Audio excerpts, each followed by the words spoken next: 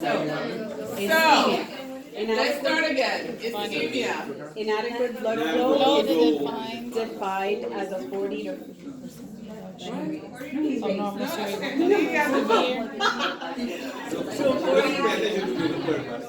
to 50% reduction of normal cerebral blood flow. Severe is defined as a 75% or greater reduction.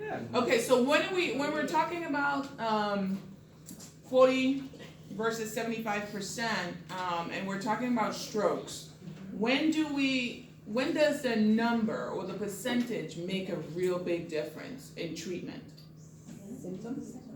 Symptoms, okay? And in which vessel do we really just measure the percentage so that we can determine treatment? Carotid. So if we have carotid artery stenosis, and we have a patient with about 70% stenosis of the right carotid, and they come in, they have right carotid 70% stenosis, and they have left-sided weakness. Is that a treatable carotid? Yes.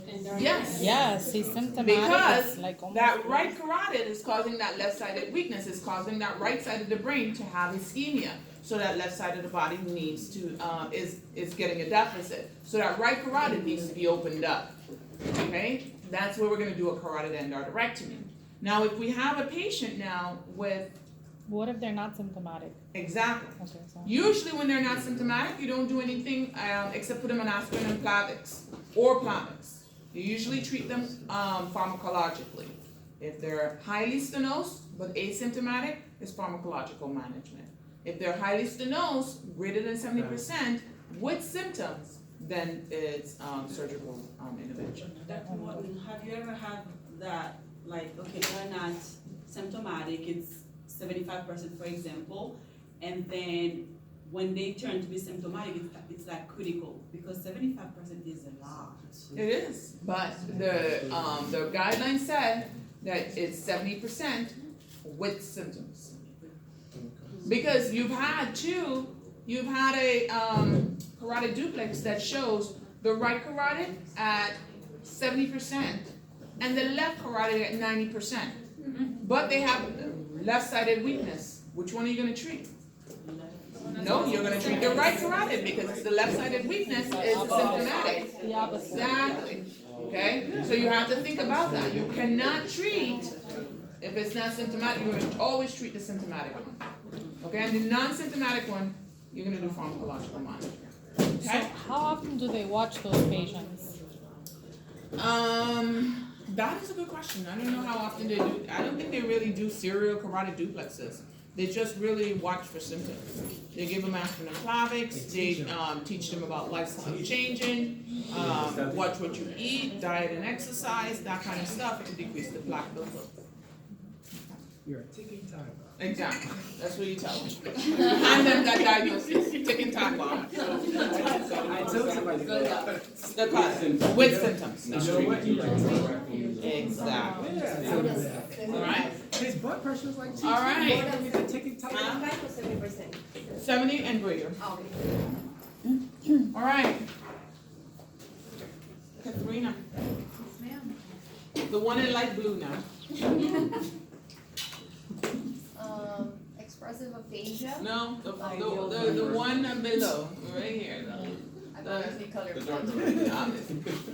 The darker light blue. Aphasia is an abnormal neurological condition in which language function is defective or absent because of an injury to certain areas of the cerebral cortex. Beautiful. Does it have to be a stroke? No, it can be a compressive lesion.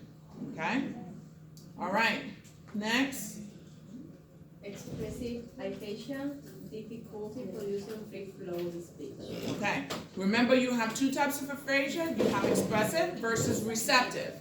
Okay? Your expressive aphasia comes from where?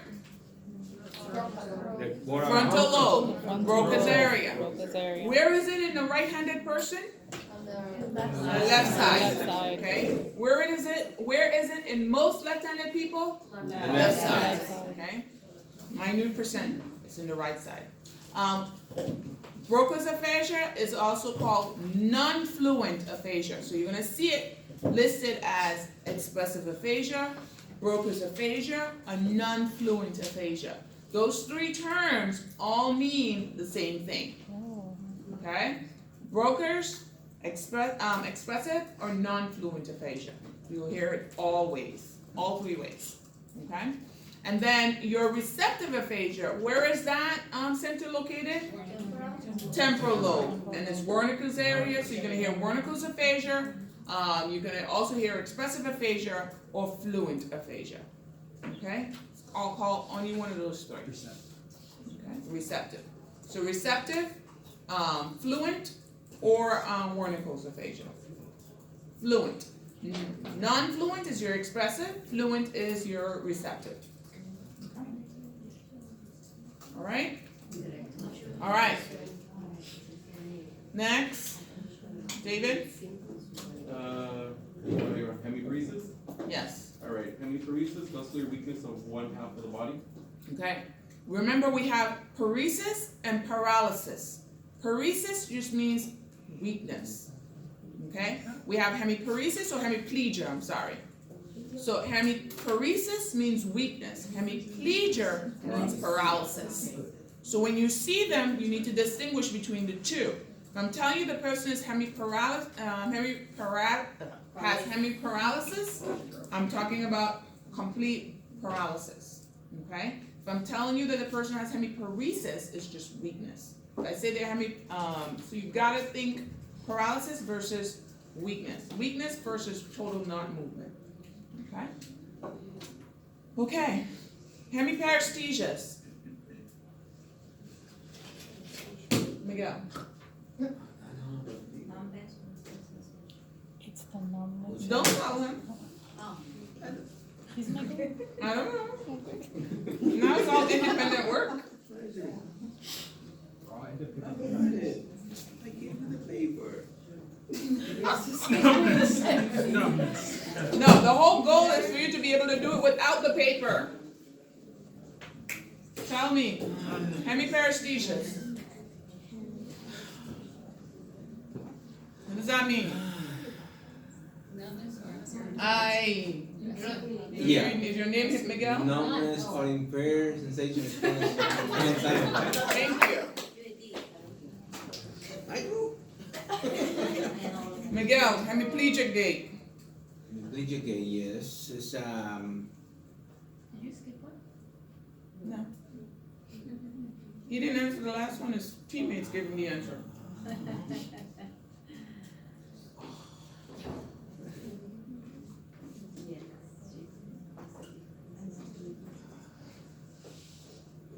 See, you're supposed to be learning it when you guys are doing the activity, not after. Jessica, help your dying teammate here, please. Hemiplegic gait is a manner of walking in which an infected limb moves in a semicircle with each step. No? Oh, I got it wrong. Yes. Oh, because you had to fix it that I was wrong. I'm like, I don't know. What I don't understand is why your teammate don't know the answer and you do. What kind of teamwork is that? That tells me that's bad teamwork. All right. Next. That one was a giveaway. you want me to do the next one? You want to do the next one? Go ahead. Is it Horner syndrome? Yes. Horner syndrome. Horner syndrome. Named after the Swiss ophthalmologist Johann F. Horner, a neurologic condition characterized by myotic pupils, ptosis. I know. I After pronounced it. today, I don't want to hear Ptosis. anyone who's The been in this is class silent. call it ptosis. No, it's If I ptosis. hear that from any one of you in the hallways, anywhere, I am going to come up to you. In your assessment class, you're going to have these words. And when you're being graded, I'm going to be there, even though I don't teach you. And if I hear ptosis, I'm going to fail you. The P is silent. The P is The silent. P is silent. Yeah, so It's it's ptosis. Ptosis. Sorry. Ptosis. Nobody in this class should say ptosis again. Sorry. ptosis, and facial So it's androgenesis. ptosis. Yeah, facial No androgenesis. P. I do not want to hear anybody say ptosis. Okay, ptosis. All right. Meiosis. Mavis. So I don't know. I always want to call you Joanna. Am I doing meiosis? Yes. So meiosis is a contraction of the sphincter muscle of the iris, causing the pupil to become smaller. Beautiful. May I ask you a personal question? Yes. And about lab? Huh? And about lab? Lab for, Health assessment. Oh Jesus Christ! Are you really there? We're here and you're there.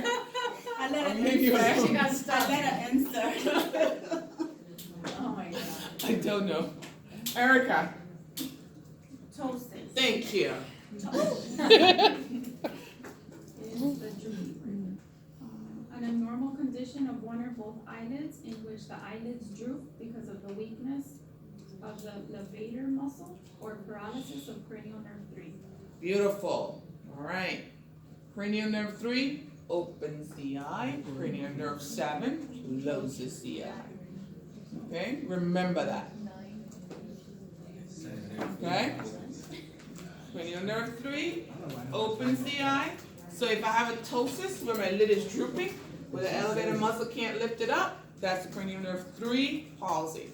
If I have a situation where my eye is open and I can't close it, that's a cranial nerve 7 palsy. Okay? And you have that with things like Bell's palsy. Okay? That's peripheral nerve 7 palsy. Okay? All right. Joanna. I should call you, bless you. I should call you Mavis. Anhidrosis. That one is an abnormal condition characterized by inadequate respiration. Yes.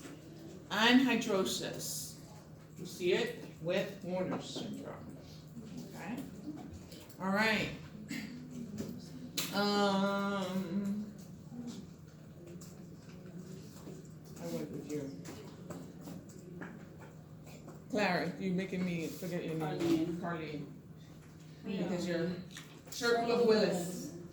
Circle of Willis is a vascular network at the base of the brain. It is formed by the connections of 7 arteries. Beautiful. She's Clara.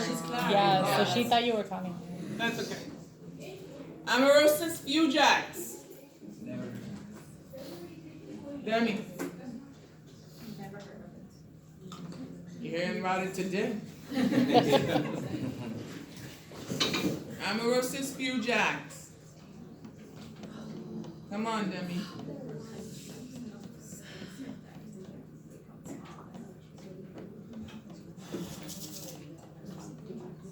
Anybody want to help Demi? Nobody from her team, because if anybody from her team answers this, that tells me that was poor teamwork. Okay, it's, you'll see it as ipsilateral monocular blindness. Ipsilateral meaning same side as the carotid, monocular meaning one eye. Ipsilateral monocular blindness. When you see it in other places, that's how you'll see it. That is amaurosis fugax. It's a transient ipsilateral, same side, contralateral, opposite side. So this is ipsilateral monocular, one eye. One ocular's eye. Like a TIA. Okay? So TIA. One carotid, one eye. Okay? So usually what happens is they have a carotid stenosis and they have this transient episode of blindness because of decreased blood flow. So when Alright? it's in like half of both eyes? it's- No. This one is Ipsilateral, only no, one. I'm not talking about hemianoxia. I'm talking about ipsilateral monocular blindness. So they cannot see out of one eye, okay, because of decreased blood flow to the retina. I had a hemianopia like on Saturday. And he couldn't see it. I was like, oh, you can't see this? I was like, yeah. Anomalous Yeah, it's hemianopsia? like there Okay. and there. That's a stroke in the occipital lobe. We'll talk about those later. All right, any questions on these? These are all terms I need you to know. Okay? Alright? And don't say, oh, it's a take home, I don't need to know it. Still need to know it. Alright. Alright, Jamal. Can you read the scenario on the side? Miss Spinoza has increased in cranial pressure of 30 millimeters of mercury caused by a massive closed head injury. What is intracranial hypertension and why does it occur? Okay. So when we talk about intracranial hypertension, there's one thing that you should be thinking about first. Okay? And that should be the Monroe-Kelly doctrine. What does the Monroe-Kelly doctrine say? That when something else gets bigger, something else has to get smaller to give space, because there's only so much space for everything to fit right. Beautiful. It says that the skull is a fixed box. The only things that live in there is brain tissue, blood, and CSF. If one increase, the others have to decrease in order for us to not have herniation of the brainstem. Okay? So that's what, whenever you hear increased intracranial pressure, or you hear intracranial hypertension, you're supposed to be thinking Monroe-Kelly doctrine. Okay? So, in this case, we don't know what's causing the increased intracranial pressure. We don't know which one is giving more. So, if it's a brain tumor, it's brain tissue that's too much. Okay? If it's an intracranial bleed, it's blood that's too much. If it's hydrocephalus, it's CSF that's too much. Okay? And if it is, what else? I said blood, I said tumor, I said CSF, and tissue. Tissue, if you have swelling, that's also tissue. Okay? So, anyone gets too much, the other has to decrease. And this is a really great picture because it shows you what normal is. And then it shows you what happens when we have to make adjustments. Okay? We said that CO2 is a potent vasoconstrictor. It's also a potent vasodilator. Okay? If we have elevated levels of CO2, what happens is we have vascular dilatation. If we have vascular dilatation and the patient was increased intracranial pressure, that's a bad thing because we're increasing blood when we need to decrease the contents of the brain. Okay? So usually what happens is they'll hyperventilate the patient. Okay? They'll bring the CO2 down, decrease the diameter of the cerebral vasculature to decrease intracranial pressure. If we have a patient who has hydrocephalus, what we'll do is we'll temporarily drain off the CSF. So we'll put an external ventricular device and drain off the CSF. We can do that with a external ventricular device, or we can do it with a lumbar drain. We can just drain off some CSF and decrease the intracranial pressure. Most of the times we do it with an external ventricular device. Okay? Or if it's someone who is a chronic hydrocephalus, we can put an EVD in, a shunt in, ventricular peritoneal shunt. Okay? What it drains into the stomach? Yes. That's the ventricular peritoneal shunt. Okay? They have ventricular atrial, but we don't do those much anymore. They used to put it in the atria, in the right atria, so that it can drain into the right atria. Yes. But they don't do that anymore. Do those shunts stay in forever? Yeah. Most of the times, yes. Until they get infected. They have to be revised too. Why are you such a Debbie Downer, man? They don't get infected that often. They really don't. But anytime you have a foreign substance in your body, the likelihood of getting infected is very high. Because remember how our body responds when we see things that are not of us. It invades. Exactly. So there's always a chance for infection. Okay? And then seeding, because if you have a horrible UTI, the bacteria can seed onto those foreign devices, and so you can get a sepsis that way, or infection that way. Okay? So, we asked the question, what is intracranial hypertension, and why does it occur? If we have increase of any one of the cerebral contents, we can have increased intracranial pressure. Okay? And intracranial hypertension can be caused by a variety of things. We know that. Okay?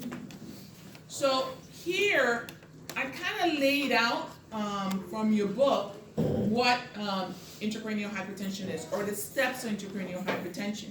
Because we do have some internal mechanisms that kind of help our body to adjust when we have some increased intracranial contents. You will see a person come in and they have this humongous brain tumor, and you're like, oh my God, you don't look like your scan. You look really good and your scan looks really bad. How the heck does that happen?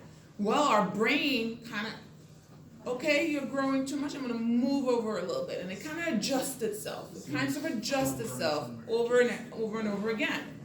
If we have a person with a subdural hematoma, same thing happens. It grows very slowly, so the brain has time to move over, okay? Immediately when we have an increased intracranial pressure, whether it's rapid or not, our brain still makes accommodations, okay? So it still causes decreases in different things so that we can accommodate that increase in pressure, okay? So, Carolina, you're in the front, read one for me. In stage 1, what happens? The increasing pressure forces the cerebrospinal fluid out of the cranial vault, compresses the intracranial veins, and increases venous vasoconstriction. Often intracranial pressure will not change during this stage because blood volume and CSF volumes are reduced. Stage 2 occurs when pressure is not released. Arterial blood vessels constrict, compromising oxygen supply. The systemic arterial system will also constrict to increase BP. The elevated systemic BP is an attempt to overcome the intracranial pressure. Okay, I want to leave that right there for a quick second. So, Mrs. Smith comes into your ER. Mr. Smith has a stroke with cerebral edema, okay? Mr. Smith's high blood pressure is elevated, okay? He has a blood pressure of 220 over 110, or 215 over 110. And you go, oh, that is just way too high, and you put your cape on, you put that S on your chest, and you say, Cardine, 15, knock it down. Blood pressure going down to 140 over 90. You need to be normal. What did you just do to this? He did. This is called autoregulation. So you knock out the brain's autoregulation. When you knock out the brain's autoregulation, what happens? Oh, that person is going to circle the joint. Okay? This is what we call an F. Seriously F. You're recording this. Okay? This is what we call it. They circle the drain. So that's why they tell you, with neuro patients, they tell you be very careful. Because the body has a mechanism called autoregulation. You see, it squeezes the venous system, makes them a little smaller, decrease venous blood. It decreases CSF volume by shunting CSF out. And then it goes to arterial volume and then decreases arterial flow. Now, if you drop the blood pressure, what you do is you knock this out and you put that brain at high risk for ischemia. Okay? So you have to be very careful. Okay? Katerina? When intracranial pressures increase and approaches arterial pressure, stage 3 intracranial hypertension occurs. During this stage, tissue hypoxia, hypercapnia, and acidosis occur. Autoregulation of blood vessels diameter is lost. Hypercapnia causes local vasodilation with subsequent increasing capillary permeability. As increasing cerebral edema occurs, intracranial pressures increase. Small changes in volume cause dramatic increases in pressure with decreased cerebral perfusion pressure. Okay, so in autoregulation, we're preserving what? Cerebral perfusion pressure, okay? MAP minus ICP equals CPP. I know it's gonna be like confusing, a whole bunch of P's, okay? But your mean arterial pressure minus your ICP equals your cerebral perfusion pressure. So the higher your, your MAP is, okay? And the higher your CSF, so let's say I have a MAP of 90, and I have an ICP of 20, is that patient at risk? No. Because if I take my MAP and I minus my ICP, my CPP will still be equal to at least 70. And that's where I need it to be in order for the brain to actually get perfused. Okay? The CPP? The CPP. What is the normal CPP? CPP is usually around 70. 70. Some books say 60, but we like 70. So your cerebral perfusion pressure is what is usually preserved in the first phase. In phase 1 and 2, we're trying to secure your cerebral perfusion pressure. That's knocked out in stage 3, and that's when you start having increased ICP. Okay. Stage 4, David. Stage 4 is characterized by herniation of the brain from the compartment of greater pressure to one of lower pressure. In Ms. Spinoza's case, the brain herniated downward, which is a supratentorial herniation, causing central uncal herniation. Blood supply and brain tissue are markedly compromised or completely cut off, causing further ischemia, hypoxia, and hemorrhage in the herniated portion of the brain. When mean systolic pressure equals the intracranial pressure, blood flow stops. Okay. When blood flow stops, it just means really bad news. Okay? They're really triple F'd. Because they're single F and then triple. Get it? Alright. So, if your SPP and your ICP are the same number, that can never be a good thing. Okay? So you just have to remember that. Okay? So when we're talking about increased intracranial pressure, this is, and you don't have to, if you're in the acute care program, yes, you have to know this. If you're not in the acute care program, I need you to understand the concepts of it. Because there are a lot of times, people think, well, I'm gonna be a family, I'm gonna be in a clinic. People walk into clinics with these things going on, and you have to know what to do with them. So you have to know how to conceptualize these things. So don't think because, oh, I'm not gonna be in acute care, I'll never see that. That's a lie.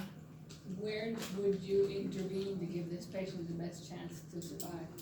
Well, if they're at stage 4, No, as we're going along, we're watching her go down. well, you're gonna, if it's a CSF problem, what we do is we try to do everything. So you're gonna hyperventilate for a little bit. You're gonna give them things like mannitol because you wanna draw out fluid from the brain. You wanna dehydrate the brain. You're gonna give them, what else? You can put in an EVD, drain some CSF. Not if you don't have to. Well, Trust me, you don't want anybody talking about burr holes and a craniotomy around you. well, if they need it, they need it. If you have to go, you have to go. But if you don't have to go, we try to do medical management until. But most of the times, if they're in this kind of stage, unless they're gonna be DNR, they may need some intervention. We try to get them there, okay? So herniation syndrome, UNCUS, UNCA herniation. When you see a person comes in with large dilated pupils, that's usually uncal herniation. Because the uncus of the temporal lobe had a little piece that actually herniates down because of pressure.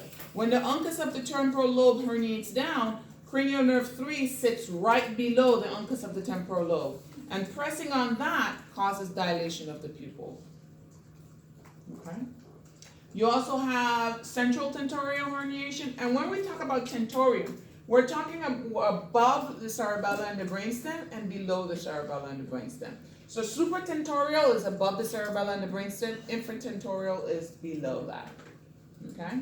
So if that's tentorial herniation, I am herniating the brain past the cerebellum and the brainstem. It is rostral, right after T-cerebral posturing plus rostral.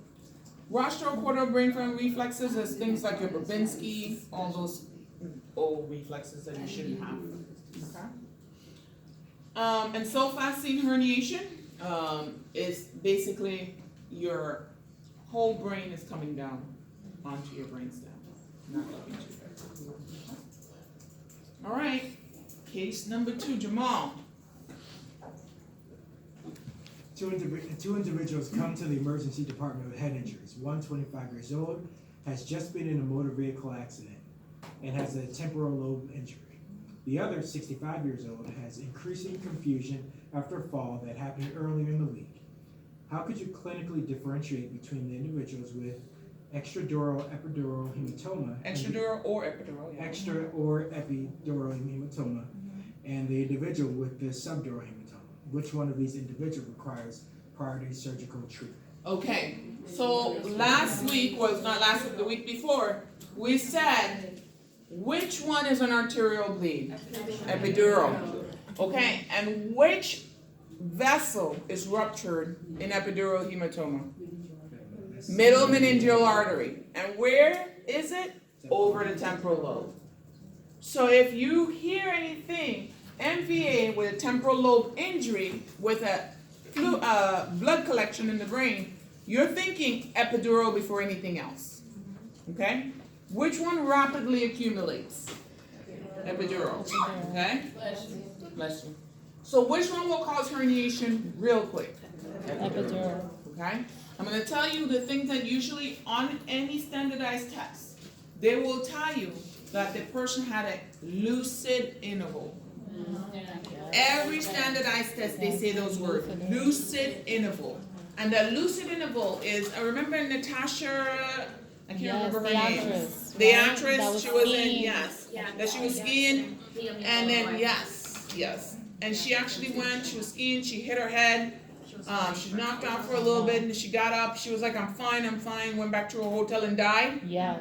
She had that lucid interval. So what really happened is that she lacerated the middle meningeal artery, she had a little blood clot, it actually pushed the brain over, the brain said, oh, there's too much pressure, I'm gonna move over a little bit, and it moved over, and that's why she had that lucid interval, because it accommodated for a little bit. But then she had that rapid accumulation, and the brain couldn't accommodate anymore, so she herniated the brainstem and she died in her sleep. That's why if you're from the Caribbean, if you fall and hit your head, what do the older people tell you? They don't let you sleep. They don't let you sleep. That's the logic behind what they do. Okay? They tell you don't go to sleep because they know that this can happen. They've seen it happen. So it's not that you're not supposed to sleep. It's just that they want to observe you. They want to make you awake so that they can see if that happens. What's usually the subdural hematoma? It's a slow venous bleed. Okay? They have time and they accumulate over time. The older people have more space because remember, Atrophy. brain atrophy.